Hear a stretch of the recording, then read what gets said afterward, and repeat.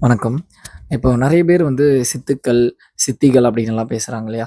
இந்த அஷ்டமா சித்திகள் இருக்கு. சித்துக்கள்ல வந்து 64 வகை இருக்கு அப்படின்னு சொல்லி. இப்போ நாங்களுமே வந்து நீங்க எப்படியெல்லாம் வந்து பெர்ஃபார்ம் பண்றீங்க, இந்த சித்துக்கள் அப்படின்றது நெறைய இடத்துல பார்த்துருக்கோம்.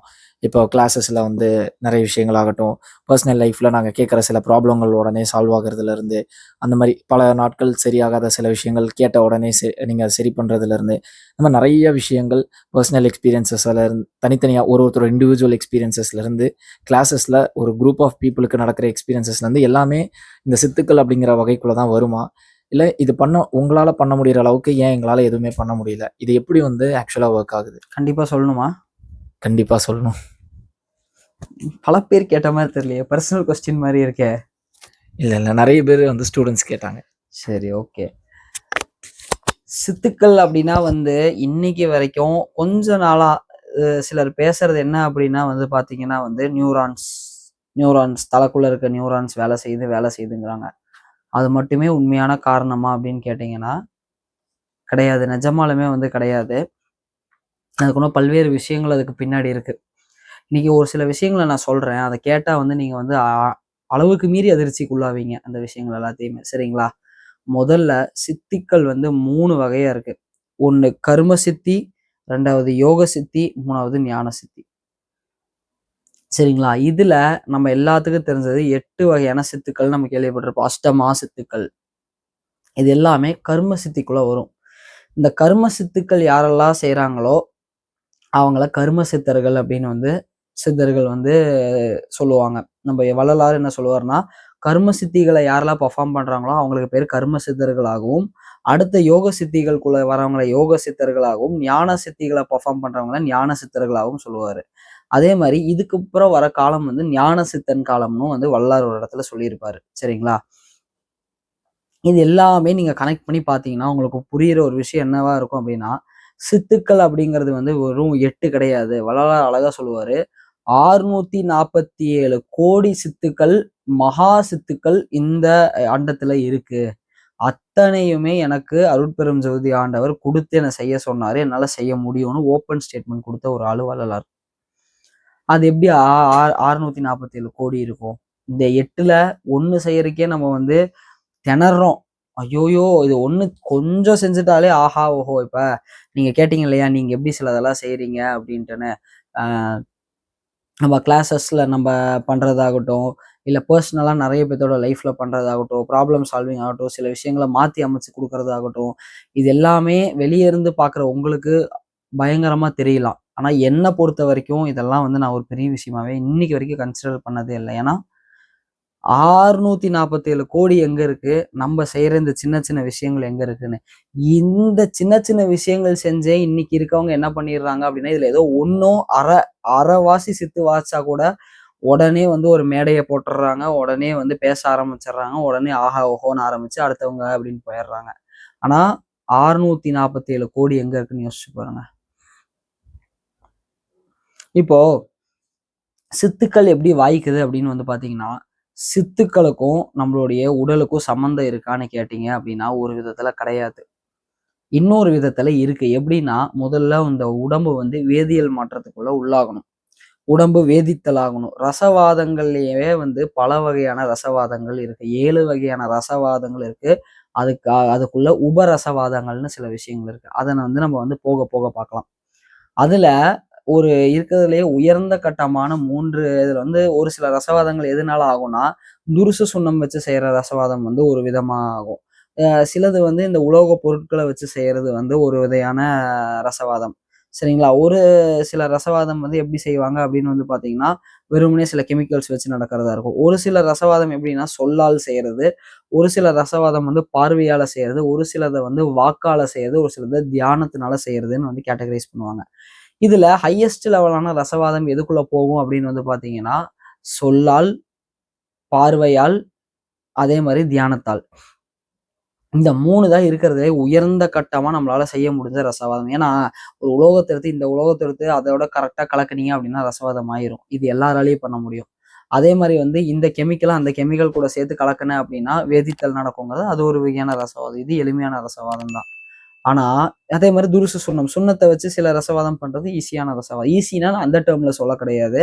எல்லாராலையும் அத தெரிஞ்சவங்களால பண்ண முடியுங்கிறது. ஆனா, ஒருத்தனோட பார்வையால இப்ப சொல்றாங்க பார்த்தீங்களா, அவன் வந்து தீராத நோயோட வந்திருப்பான். அவன் உடம்புக்குள்ள ஏதோ ஒரு கெமிக்கல் செஞ்சு தப்பா நடந்துட்டு இருக்கும். பார்வையில பார்த்தோன்னா, "போ உனக்கு சரியாயிருங்கிறாங்கல்ல." அது சொல்லால செய்றது. ஒரு சிலர் மௌனமாவே இருப்பாங்க. அவங்கள வந்து பார்த்துட்டு தாங்க போனேன். என் உடம்புல வந்து பலவிதமான மாற்றம். அது பார்வையால செய்றது. தியானத்தால செய்றது. நம்ப வந்து இந்த மெத்தட்ஸ்லாம் நம்ம யூஸ் பண்றோம் இல்லையா? நீங்க பார்ப்பீங்க இல்லையா? கிளாஸ்ல செய்றது, சில விஷயங்கள் எல்லாமே என்னோட பெர்சனல் கனெக்ட்ல இருக்கவங்க இப்ப வெளிய நான் பேசும்போது உங்களுக்கெல்லாம் வந்து, "இந்த பையன் செய்றானா?" அப்படிங்கிற மாதிரி தோணலாம். அதுக்கு நான் வந்து பொறுப்பாக முடியாது. பட் என் கூட இருக்கவங்களுக்கு தெரியும், எந்த அளவுக்கு நம்ம வந்து சில வேலைகள்லாம் பண்ணுவோம் அப்படிங்கிறது. ஸோ, இந்த மாரி ரசவாதங்கள் இந்த மாரி இருக்கு. அதே மாரி பார்த்தீங்கன்னா, சித்திகள். சித்திகள் எல்லாம் எப்படி வந்து நமக்குள்ள நடக்குது அப்படின்னு வந்து பார்த்தீங்கன்னா, உங்களுடைய அந்த தியான தவ வலிமை அதிகமாகும்போது, முதல்ல என்ன ஆகும் அப்படின்னா, இந்த இந்த எண்சான் உடம்பு இருக்கு பார்த்தீங்களா? இந்த உடம்புக்கு சிரசே பிரதானம்னு சொல்லுவாங்க. இந்த எண்சான் உடம்புல வந்து பார்த்தீங்கன்னா, ஒரு ஒரு இடத்துலயுமே வந்து ஒரு விதமான சில ரகசியமான விஷயங்கள் இருக்கு. அது எல்லாமே வந்து திறக்கப்படாம தான் இருக்கு இன்னைக்கு வரைக்கும். எப்படி இந்த பிரபஞ்சத்துல வந்து பல்வேறு பக்கம் பல ரகசியங்கள் இருக்கோ, அதே மாரி அந்த உடல்லயுமே இருக்கு. இதுல இந்த சிரசுக்குள்ள பார்த்தீங்க அப்படின்னா, ஒரு ஒரு குறிப்பிட்ட சில ஸ்தானங்கள் இருக்கு. அது எல்லாமே இன்னைக்கு வரைக்குமே வந்து யாருனாலயும் கை வச்சு திறக்க முடியாத ஒரு இடத்துல இருக்கு. இப்போ இதெல்லாம் எப்படி நீங்க தொறக்க முடியும் அப்படின்னு கேட்டீங்கன்னா, உடனே வாசி யோகத்தால் முடியும்பாங்க. அந்த வாசி யோகம் முதல்ல என்ன செய்யுதுன்னு தெரிஞ்சுக்கணும். இந்த வாசி யோகம் என்ன செய்யும் அப்படின்னு வந்து பார்த்தீங்கன்னா, முதல்ல நம்மளோட முருகன் யோகக்கலை பிராக்டிசஸ் நீங்க பண்றீங்கல்ல, இந்த முருகன் யோகக்கலை பிராக்டிஸ் நீங்க பண்ணும்போது, முதல்ல இது போய் நேரா உங்களோட சக்தி உடல்லயும், பிராண உடல்லயும் வேலை செய்யும். இந்த சக்தி உடலும், பிராண உடலும் என்ன பண்ணும் அப்படின்னா, இதுவரைக்கும் எல்லாருமே வந்து என்ன பண்ணியிருக்கோம், நான் வந்து நிலக்குலைச்சு வச்சிருக்கோம். அந்த சக்தி உடலும், பிராண உடலும் கொஞ்சம் கொஞ்சமா சரியாகி அதோட ஃபுல் பவருக்கு வந்து அது எட்ட ஆரம்பிக்கும்.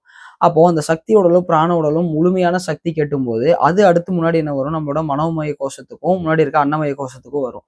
இந்த 2 இடத்துக்கும் வந்து அதுங்களோட சக்திய அது நமக்குள்ள வெளிப்படுத்தும்போது, நம்மளுடைய உடல்ல இருக்கக்கூடிய நான் சொன்னேன் இல்லைங்களா, இந்த இந்த சூக்ஷமமா சில இடங்கள் இருக்குன்னு, அது எல்லாமே ஓப்பன் ஆக ஆரம்பிக்கும். இது எல்லாமே நமக்குள்ள வந்து ஓப்பன் ஆக ஆரம்பிக்கும்போது, அது எல்லாமே உங்களால ஃபீல் பண்ண முடியும். இப்ப இவரு கேட்டாரு இல்லைங்களா ஒரு கேள்வி, "இது ஏன் எங்களால பண்ண முடியாதா?" அப்படிங்கிறது. சத்தியமா முடியும். ஏன்னா என் ஸ்டூடண்ட்ஸே அதுக்கு வந்து லிவிங் எக்ஸாம்பிள். இத வந்து எந்த ஒரு ஒரு டீச்சராலயுமே வந்து நான் வந்து பிராக்டிஸ் குடுத்துருக்கேன். என் ஸ்டூடண்ட்ஸ் பண்றாங்கன்னு சொல்ல முடியாது. ஆனா என்னால அது ஓப்பனா, பகிரங்கமா, டைரக்ட்டா சொல்ல முடியும். என்கிட்ட பயிற்சி வாங்கி இந்த முருகன் யோகக்கலை பண்ற என் ஸ்டூடண்ட்ஸ்ல ஒரு சிலரால இந்த சில விஷயங்கள இன்னைக்கும் இப்பவுமே பண்ண முடியும். அவங்க பண்றாங்களும் கூட. சரிங்களா? இப்ப ஒண்ணும் இல்ல. ரொம்ப சிம்பிளா ஒண்ணே ஒண்ணு சொல்றேன். உங்களுக்கு என்ன மாரியான நோய்கள், என்ன மாரி ப்ராப்ளம்ஸ் இருந்தாலும், அட்மினுக்கு வந்து நீங்க கான்டாக்ட் பண்ணீங்க அப்டின்னா, அடுத்த கொஞ்ச நேரத்துல உங்களுக்கு பதில் வந்துரும். தானா வரும் அந்த பதில். இதுவுமே ஒரு வகையான சித்து தான். அதே மாரி ஒரு சில பிரச்சனைகள் இருக்கு அப்டின்னா, அத கியூர் பண்றதுக்கான சில தாந்திரிக் மெத்தட்ஸ், சில விஷயங்கள், ரகசியங்கள் எல்லாமே வெளிப்படையா வரும். இது நான் சொல்றது இல்லையே. நான் சொல்லிக் குடுத்தவரு பண்றாரு. அதே மாரி என்னோட இன்னொரு சில ஸ்டூடண்ட்ஸ். அவங்களுக்குமே வந்து அடுத்து நடக்க போறது, சில விஷயங்கள் முன்னாடி, பின்னாடி இது எல்லாமே அவங்களாலயுமே வந்து கணிச்சு எல்லாமே பண்ண முடியும். ஸோ இதுவுமே ஒரு வகையான சித்திகள் தான். இத என்னோட முருகன் யோக கலையில பண்ற என்னோட ஸ்டூடண்ட்ஸ் இன்னைக்கு வரைக்குமே பண்ணிட்டு தான் இருக்காங்க. இப்போ கர்ம சித்திகள் அப்படின்னு உள்ள போயிட்டோம்னு வச்சுக்கோங்களேன். கர்ம சித்திகள் மொத்தம் 8 இருக்கு. சரிங்களா? அததான் வந்து நம்ம என்னென்ன சொல்லுவோம், நான் வந்து அனிமா, மகிமா, கரிமா, லஹிமா, அப்புறமா வந்து பிராப்தி, ஈசாத்துவம், பிராகாமியம், அப்புறமா வசித்துவம் அப்படின்னு வந்து 8 வகையா வந்து நம்ம பிரிப்போம். இதுல முதல்ல வந்து பாத்தீங்கன்னா, அனிமானா நான் ஃபர்ஸ்ட் இதுக்கு எங்களுக்கெல்லாம் என்னென்ன அப்படிங்கிறத நான் சொல்லிடுறேன். ஓகேங்களா? முதல்ல அனிமா அப்படின்னா என்ன அப்படின்னா வந்து, ஒரு சின்ன ஒரு துரும்பு இருக்கு அப்படின்னாலும், அது வந்து வெயிட்லெஸ்ஸா இருக்கிற பொருள அதிகமான பாரம் உள்ளதா காட்டுறது தான் வந்து பாத்தீங்கன்னா அனிமா. சரிங்களா? இத வந்து இந்த சித்திகள் வந்து 2 விதமா நம்ம பிரிச்சுக்கலாம். ஒண்ணு பிசிக்கலா இருக்க வேர்ல்டுல நம்ம கண்ணுக்கு முன்னாடி பண்றது. 2வது ஆஸ்ட்ரலா இருக்க உங்களுடைய இன்னொரு வேர்ல்டு உங்களோட உடல். உங்க மனம். இதுக்குள்ள பண்றது. இத நான் சொல்ற இதுக்கான விளக்கங்கள 2 பக்கமும் நீங்க பொருத்தி, பொருத்தி பார்த்துட்டே வாங்க உங்களுக்கு புரியும். சரிங்களா? அனிமானா என்ன? துரும்பா இருக்கிறத வந்து அதிக கனமுடையதா, அதிக வெயிட் உடையதா, சக்தி உடையதா மாத்துறது. சரிங்களா? இது. அடுத்து மகிமா அப்படின்னா வந்து, அவ்ளோ பெரிய கனமா இருக்கிற விஷயத்தையும் இப்ப வந்து அனுமான் வந்து அவ்ளோ பெரிய மலையும் சின்னதாக்குனாருன்னு சொல்லுவாங்க பார்த்தீங்களா?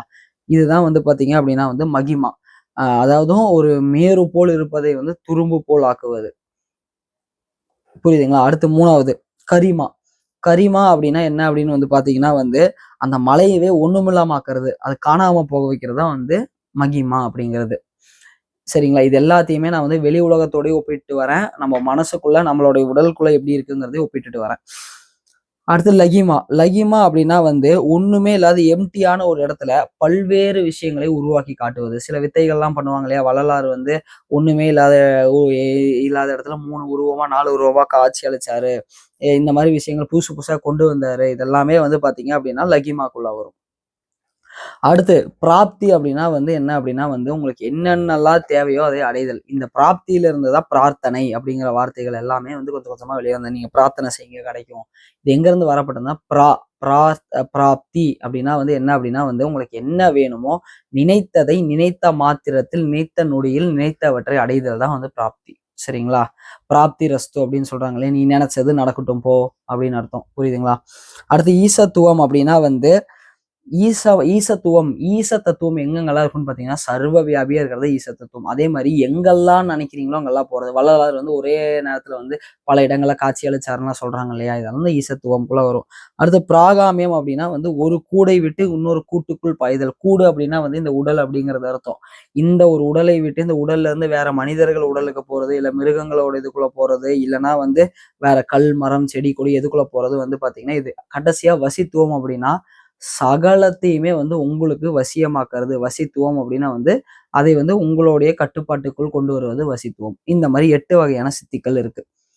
இந்த சித்திகள் எல்லாமே வந்து பார்த்தீங்கன்னா, முதல்ல வந்து பார்த்தீங்கன்னா, வெளியில இருக்கிறது நம்ம பார்த்துட்டோம். உள்ளுக்குள்ள இது எப்படி செயல்படுது அப்படின்னு வந்து பார்த்தீங்க அப்படின்னா, உள்ளுக்குள்ளேயே 2 வகையா இருக்கு. ஒண்ணு உங்களுடைய மனதை வைத்து, இன்னொன்னு உங்களுடைய உயிர் சக்தியை வைத்து. முதல்ல மனதை வைத்து அப்படின்னு பார்த்தரலாம். உயிர் சக்தியை வைத்துங்கிறது ரகசியமான ஒரு விஷயம். அனிமா அப்படின்னா துரும்பை மேருவாக்குதல் அப்படின்னா, உங்க மனம் வந்து ஒரு ஒரு சில இடங்களுக்கு வந்து உங்களால ஒரு உங்களோட மனம் எவ்வளோ திடமா இருக்கோ, அந்த அளவுக்கு தான் உங்களால சில வேலைகள செய்ய முடியும். இப்ப ஒரு சிலர்லாம் பார்த்தீங்கன்னா, ரொம்ப வந்து ஒல்லியா இருப்பாங்க. ரொம்ப வந்து இதா இருப்பாங்க. ஆனா, அவங்க நெனச்சாங்கன்னா, அவங்க எவ்வளோ பெரிய வெயிட் வேணாலும் தூக்குவாங்க. அது எப்படின்னு நெனச்சு யோசிச்சு பார்த்துருக்கீங்களா? ஆளுக்கும் அவன் செய்யற வேலைக்கும் சம்மந்தமே இல்லப்பா. ஒரு எக்ஸாம்பிள் சொல்றேன். அந்த மாரிலாம் இருக்கும் பார்த்தீங்களா? அந்த மாரி உங்களுடைய மனதை வந்து அந்த ஒரு இமயமலை போல் அவ்வளோ ஒரு ஸ்ட்ராங் ஆக்கி சில வேலையெல்லாம் செய்யறதுக்கு உபயோகப்படுத்துதல் அப்படி இப்ப நம்பலாம் வந்து சிச்சுவேஷனுக்கு தகுந்த மாரி மாறி ஓடிட்டு இருக்கோம். அதாவதும் நல்லா தான் இருப்போம். திடீர்னு வந்து நம்மளால எந்த வேலையுமே செய்ய முடியாதுங்கிற மாரி இருக்கும். டக்குனு ஒரு ப்ராப்ளம் வரும்போது நம்மளோட மனம் என்ன பண்ணும், ஆட்டோமேட்டிக் மோட்குள்ள போகும். ஆட்டோ பைலட்குள்ள போய் நம்மள காப்பாத்தி வெளிய இழுத்துட்டு வரும் நம்மளோட மனம். அந்த மாரி இல்லாம, நனச்ச போது இந்த செயல வந்து நீங்க எப்பேர்ப்பட்ட செயலை செய்யறதுக்கு மனதை தயார்படுத்துவது பார்த்தீங்கன்னா, முதல்ல அனிமா. மகிமா அப்படின்னா, ஒரு சில விஷயங்களுக்கு மனம் வந்து ரொம்ப நுணுக்கமா செயல்படுற மாரி இருக்கும். ரொம்பனா ரொம்ப ரொம்ப ரொம்ப நுணுக்கமா. அந்த மாரி நுணுக்கமான செயல்பாடுகளுக்கு மனதை வந்து நுணுக்கமா சுருக்கி, அந்த ஒரு விஷயத்துக்குள்ள கொண்டு போய் பார்த்துட்டு வர்றது வந்து பார்த்தீங்க அப்படின்னா, 2வது வர மகிமா. இதுக்கு அடுத்தது வந்து பார்த்தீங்க அப்படின்னா, கரிமா. கரிமா அப்படின்னா என்ன அப்படின்னா வந்து, ஒண்ணுமே இல்லாம ஆக்குறது. இப்ப மனதையே வந்து என்னவா ஆக்குறதுன்னா வந்து, ஒண்ணுமே இல்லாம கம்ப்ளீட்டா வந்து ஒரு 0 ஆக்குறது வந்து பார்த்தீங்க அப்படின்னா வந்து கரிமா. அடுத்து லகிமா அப்படின்னா வந்து என்ன அப்படின்னா வந்து, மனத வந்து இந்த மனதுக்குள்ள ஒரே நேரத்துல வந்து பல்வேறு விஷயங்கள கொண்டு வந்து, பல்வேறு விஷயங்களோட ஞானத்தை எடுத்து வெளிய போதிச்சு, நெறைய விஷயங்கள உங்களுக்கு வந்து தெரிஞ்சுக்க வைக்கிறது வந்து பார்த்தீங்கன்னா லகிமா. இதுக்கு அடுத்து வந்து பார்த்தீங்கன்னா, பிராப்தி அப்படின்னா, உங்க மனதை வைத்து அதாவது மனம் வந்து நார்மலான மனத சொல்லல. உச்சகட்ட மனம் இருக்கும் இல்லையா? அந்த ஒரு ஹையஸ்ட் பவர் நம்ம கிளாஸஸ்லலாம் சொல்லுவோம் இல்லையா? மனதை பற்றி. அந்த மாரி போம்போது உங்களுக்கு வேணுங்கிறத வேணுங்கிற இடத்துல அந்த செகண்ட்லயே அடைதல் வந்து பார்த்தீங்க அப்படின்னா வந்து பிராப்தி. ஈசத்துவம் அப்படின்னா, இந்த மனத வந்து இப்ப எங்க வேணாலும் இந்த மனம் போயிட்டு வரலாம். எந்த இடத்துக்கு வேணாலும் போயிட்டு, அங்க என்ன நடக்குது, என்ன ஏதுங்கிறத கிராஸ்ப் பண்ணிட்டு வருது பார்த்தீங்களா? அது வந்து ஈசத்துவம். சர்வ வியாபியா இருக்க கண்ண மூடிட்டு இங்க உட்காந்துட்டு அந்த ஊர்ல, அந்த இடத்துல அங்க அது நடக்குது. இந்த ஊர்ல இங்க இது நடக்குது. இங்க இவன் வந்து இத பண்ணிட்டு இருக்கான்னு சொல்றாங்க பார்த்தீங்களா? அது ஈசத்துவம். இதுக்கு அடுத்து பிராகாமியம் அப்படின்னா வந்து, பரகாய பிரவேசம் அப்படின்னா கூடு விட்டு கூடு பாய்தல்னா, இந்த மனம் இருக்கு பார்த்தீங்களா? இத நம்மளால வந்து ஒருத்தரோட உடலுக்குள்ளேயும் செலுத்தி, செலுத்தி ஒரு ஒரு ஆன்மாக்குள்ளேயும் நம்மளால இந்த மனத வந்து கொண்டு போய் செலுத்தி, அவன் என்ன நினைக்கிறான்? அவன் எப்படி இருக்கான்? அவன வந்து நமக்கு ஏத்த மாரி அவன வந்து டியூன் பண்ணி நம்ம என்ன நினைக்கிறோமோ அவன பண்ண வைக்கலாம். இது வந்து பார்த்தீங்க அப்படின்னா பிராகாமியம். வசித்துவம் அப்படின்னா, இந்த மனதை வைத்து மற்ற எல்லா சகல ஜீவராசிகளையுமே வந்து என்ன பண்றதுன்னா, வசியம் செய்தல் அப்படின்னா, இந்த ஞானிகள், யோகிகள்லாம் உட்காந்துருக்காங்கன்னா, ஆட்டோமேட்டிக்கா அவங்க கிட்ட எல்லாருமே வருவாங்க. அவங்கள பார்த்தாலே வந்து ஒரு எல்லாரும் நினைச்சுப்பாங்கன்னா, இந்த இந்த ஆள் ஏதோ வசியம் செஞ்சுட்டு இருக்கான். நான் வந்து டூப்ளிகேட்ட பத்தி பேசல. ஒரிஜினலா இருக்கவங்கள பத்தி பேசுறேன். ஆனா, அந்த இடத்துல அவனோட மனம் அவ்வளோ சக்தி வாய்ந்ததா இருக்கனால, இந்த 8 விதமான கர்ம சித்திகளும் அங்க நடைபெறும். இப்போ இதுதான் கர்ம சித்திகள் எல்லாமே. சரிங்களா? இப்போ கரும சித்திய வந்து நீங்க எப்படி வந்து முதல்ல நீங்க எல்லாத்துக்குமே அஷ்டமா சித்திக்கு மேல ஆசை இருக்கும். சரிங்களா? அந்த 8 கரும சித்திகள் மேல ஆசை இல்லாத ஆன்மீகவாதியே கிடையாது. ஆரம்பத்துல வரும்போது. அதுக்கப்புறம் அவங்க மனம் மாறி வேற மாரி நல்ல விதமா போறதுங்கிறது வேற. பட் இத எப்படி அடையணும்னு வந்து எத்தன வருஷம் ஆகும்னு இதுவரைக்கும் யாருன்னா யோசிச்சிருக்கீங்களா? சத்தியமா ஒருத்தருமே யோசிச்சிருக்க மாட்டீங்க. அது எனக்கு நல்லாவே தெரியும். அதுக்கான பதிலும் நான் இந்த வீடியோல குடுக்குறவங்க எல்லாத்துக்குமே. நீங்க நினைக்கலாம், என்னடா வெளிய கேட்ட அஸ்மா சித்திகள்ங்கிறது சிலதெல்லாம் வேற மாரி இருக்கே. நீங்க சொல்றது வேற மாரி இருக்கேன்னு. சித்தர்கள் முறையில வள்ளலாரோட வழியில வரும்போது, இதுதான் வந்து உண்மையான தெளிவான ஒரு விளக்கம் அப்படிங்கிறத தெரிஞ்சுக்கங்க. இப்போ ஃபர்ஸ்ட்டு கர்ம சித்தி நடக்கணும்னா, அதுக்கு நீங்க சில விஷயங்கள பண்ணணும். என்ன அப்படின்னு வந்து பார்த்தீங்கன்னா, உங்க தேகத்த வந்து கல்ப சித்தி செய்யணும். சரிங்களா? தேகம் அ கல்ப சித்தியா மாறணும் 1. 2வது வந்து என்ன ஆகணும் அப்படின்னா வந்து, சில அனுபவங்கள் வந்து உங்களுக்கு வந்து வர மாரி இருக்கணும். என்ன மாரி அனுபவங்கள்னா வந்து சுத்த சிவானந்த அனுபவம். இந்த விஷயங்கள்லாம் தாண்டணும். இது எல்லாமே ஒரு விதமான அனுபவ நிலைகள். இத தாண்டும்போது இந்த சித்திகள் கொஞ்சம் கொஞ்சமா வந்து நமக்கு வந்து வாய்க்க ஆரம்பிக்கும். இத வச்சு பிரேதத்தையே கூட நீங்க வந்து உயிர்ப்பிச்சு எழுப்பலாம் அப்படிங்கிறது நிஜமான உண்மை. இது உங்களுக்கு நடக்கறதுக்கு எவ்வளோ வருஷம் ஆகும் தெரியுங்களா? கரெக்ட்டா ப்ராப்பரா ஒருத்தன் பயிற்சிகளுக்குள்ள போய் பயிற்சி மட்டுமே வாழ்க்கையோட மூச்சா நெனச்சு பண்ணானா, வெறும் 3 1/4 வருஷம் போதும். இதெல்லாம் செய்யறக்கு. இத செய்யணுன்ட்டு இல்ல. அவனோட பயிற்சிகள ரொம்ப தீவிரமா முன்னெடுப்போட, உயிர் சக்திய எங்கேயுமே விரயம் பண்ணாம, அவன் ஞானம், யோகம்னு மட்டுமே போயிட்டு இருந்தானா, வெறும் 3 1/4 வருஷத்துல ஒருத்தன வந்து நம்மளால ரெடி பண்ண முடியும். இந்த விஷயத்துக்குள்ளலாம் போறக்கு. இதுதான் உண்மையான சத்தியம். இத தாண்டி இன்னும் யோக சித்தின்னு இருக்குது. அதையும் தாண்டி யோக சித்திகள் வந்து பார்த்தீங்கன்னா வந்து, அது ஒரு தனியா இருக்கும். அத தாண்டிட்டு ஞான சித்தி அப்படிங்கிறது இருக்கு. ஸோ, இந்த மாதிரி பல்வேறு விதமான சித்திகள் அப்படிங்கிறது நமக்கு இருக்கு இந்த இடத்துல. இதெல்லாம் தெரியாம, புரியாம தான் வந்து இன்னைக்கு வரைக்கும் எல்லாரும் நான் யோகம் பண்றேன், தியானம் பண்றேன்னு என்னென்னலாம் கூத்து பண்றீங்கன்னு நீங்களே யோசிச்சு பார்த்துங்க. கண்ண மூடி இப்படியே உட்காந்துக்கிறேன், இப்படியே உட்காந்துக்கிறேன்னா, கண்ண மூடி உட்காந்தா என்ன ஆக போகுது இந்த இடத்துல? ஏங்க வெறுமனே வந்து மனச வந்து அமைதிப்படுத்துறது எல்லாமே வந்து நீங்க ஆன்மீகம்னு நெனச்சுட்டு இருக்கீங்களா? மனச அமைதிப்படுத்துறதெல்லாம் ஆன்மீகத்தோட வந்து டே கேர் ஸ்கூல் மாரிங்க. அதையவே பெரிய விஷயமா இன்னைக்கு வரைக்கும் பேசிட்டு, அததான் வந்து கிளாஸு, அதுதான் வந்து உயர்ந்த விஷயம்னு பேசிட்டு இருந்தா என்ன பண்ண முடியும் நம்மளால? ஆன்மீகம் அப்படிங்கிறது நீங்க நெனைக்கிறத தாண்டி ஒரு பரிணாமம் அப்படிங்கிறத புரிஞ்சுக்கங்க. அது ஏன் யாருக்குமே இன்னைக்கு வரைக்கும் புரியறது இல்லன்னா, அதுக்கான சரியான கைடன்ஸ் யாருக்குமே இதுவரைக்கும் கிடைக்கிறது இல்ல. சரியான ஒரு முறைய தேர்ந்தெடுக்கிறது இல்ல. சரியான ஆட்கள் கிட்ட போறதில்ல. சரியான ஆட்கள் கிட்ட போனாலுமே வந்து உங்க மனம் வந்து அங்க நின்னு, அத வந்து என்னதான் நடக்குதுன்னு பார்க்கறதில்ல. நிக்கிறவன் தப்பிச்சு ஜெயிச்சுடுறான். நிக்காதவன் ஒரு படகு வந்து எப்படி வந்து ஒரு தண்ணி மழை வர கடல்ல வந்து ஒரு படகு ஆடிட்டே இருக்குமோ, அந்த மாரி அந்த பக்கம் இந்த பக்கம் ஊசலாடி கடைசியில தண்ணிக்குள்ள விழுந்து செத்து தான் போறீங்க. செத்து கரை தான் ஒதுங்குறீங்க எல்லாருமே. இதுதான் இன்னைக்கு வரைக்கும் நடந்துட்டு இருக்குது. அப்போ இந்த சித்திகள் பத்திலாம் தெரிஞ்சுக்கிறனால என்ன அப்டின்னா வந்து சித்தாடலாம் அப்டின்னு நெனச்சீங்கன்னா நிஜமா முடியாது. ஏன் அப்டின்னு வந்து பார்த்தீங்களா, அந்த பக்குவம் வரும்போது இந்த சித்துக்கள் உங்ககிட்ட வரும். சித்துக்கள் வரும்போது உங்ககிட்ட பக்குவம் இருக்கனால இத வச்சு நீங்க எந்த சித்தும் ஆட மாட்டீங்க. அமைதியா வச்சுட்டு உட்காந்துப்பீங்க. தேவைப்படும்போது தானா அது வெளிப்பட்டு அந்தந்த இடத்துக்கு வந்து சில விஷயங்கள்லாம் நடக்கும். இப்ப அ சில விஷயங்கள் நான் வந்து சொல்ல வேண்டாம்னு நெனைக்கிறேன். ஏன்னா நம்ம டைரக்ட் கிளாஸ் வந்து பார்த்தவங்களுக்கு, அவங்களுக்கு அந்த அனுபவங்கள் வந்து நேர்ல வந்தாங்க. அதனால அவங்களுக்கு அது குடுத்தோம். அது வந்து அவங்க பார்த்தாங்க. மத்தவங்களுக்கு இத நம்ம கொண்டு போணும் அப்படிங்கிற அவசியம் இல்ல. இப்ப நான் இத சொன்னா வந்து வெளிய பெரிய ஆள் மாரி நெறைய விஷயங்கள் நம்மளால காட்ட முடியும். ஆனா அது வேண்டாம். நமக்கு அது நேர்ல வரவங்க பார்த்துக்கட்டும் அப்படிங்கிறனால தான் இதெல்லாம் விடுறோம். எத்தனையோ பேத்தோட லைஃப் ப்ராப்ளம்ஸ வந்து கண்ணு முன்னாடி போய் சரி பண்ணியிருக்கு. ஆஸ்ட்ரல் பாடி அப்படிங்கிற விஷயம் வந்து சும்மா தூக்கத்துல எல்லாரும் நீங்கலாம் என்ன நெனச்சிருப்பீங்க, பார்த்திருப்பீங்கன்னா, தூக்கத்துல கண்ண மூடி படுத்துட்டு இருக்கும்போது, ஒருத்தரோட உங்க மாஸ்டரோட ஆஸ்ட்ரல் பாடி வருது. இல்ல யாரோட ஆஸ்ட்ரல் பாடி வருது. அது உண்ம கிடையாது. ஏன் அப்படின்னு வந்து பார்த்தீங்கன்னா, அது எல்லாமே உங்க மனசுக்குள்ள இருக்க பின்பம். ஆனா, நானும் சரி, எனக்குள்ள இருக்க குருமார்களும் சரி, கண்ண தொறந்து ஒருத்தர் பிசிக்கலா உட்கார்ந்திருக்கும்போது, இந்த ஆஸ்ட்ரல் இந்த பாடி அங்க போகும். இப்ப நீங்க பார்த்தீங்க, இப்ப எல்லாரும் கேட்பாங்க இல்லையா? கடவுள வந்து கண்ல காட்டுங்க பார்க்கலாம். நீங்க பார்க்குறீங்களாங்கும்போது, அது யாருக்குமே பதில் இருக்காது. ஆனா என்னோட ஸ்டூடண்ட் அவரும் பார்த்திருக்காரு. அவங்க அம்மாவையும் கூப்பிட்டு காட்டியிருக்காரு. இத்தனைக்கும் அவங்க அம்மா வந்து நம்ம கிளாஸஸ்க்குள்ள இருந்தவங்க கிடையாது. இதுதான் உண்மையான ஆன்மீகத்தோட பவர். சரிங்களா? ஏன்னா, நம்ப வந்து என்ன பண்ணலாம் அப்டின்னா, இப்ப நீங்க என்னோட கிளாஸஸ்ல இருக்கீங்க அப்டின்னா, 24 மணி நேரமும் என் வீடியோஸ் பார்க்குறீங்க. இல்ல நான் சொன்ன விஷயங்கள ப்ரீச்சிங் உள்ள போயிட்டே இருக்கீங்கன்னா, உங்க மனம் வந்து ஹாலுசினேட் பண்ணுது அப்டின்னு சொல்லலாம். இப்போ என் கிளாஸ்ல இருக்கவரு பார்த்திருக்காரு. என்னையும் சரி, என்னோட என்னோட மேலோர்களையும் பார்த்திருக்காரு, என் குருவ அப்டின்னா, அவரு பார்த்தாருன்னா, சரி நம்ம பெரிய விஷயமா எடுத்துக்காம விட்டுறலாம். ஆனா, அவங்க அம்மாவையும் கூப்பிட்டு காட்டி அவங்களும் பார்க்குறாங்க அப்டின்னா, இது என்ன மாரி விஷயம்னு நீங்களே யோசிச்சு பாருங்க. இது வந்து நான் எங்களோட பெருமைக்காகவோ, அதுக்காகலாம் சொல்லக்கூடாது. இது ஓப்பனா டைரக்ட் கிளாஸ்ல இந்த ஸ்டேட்மெண்ட் குடுத்தாங்க.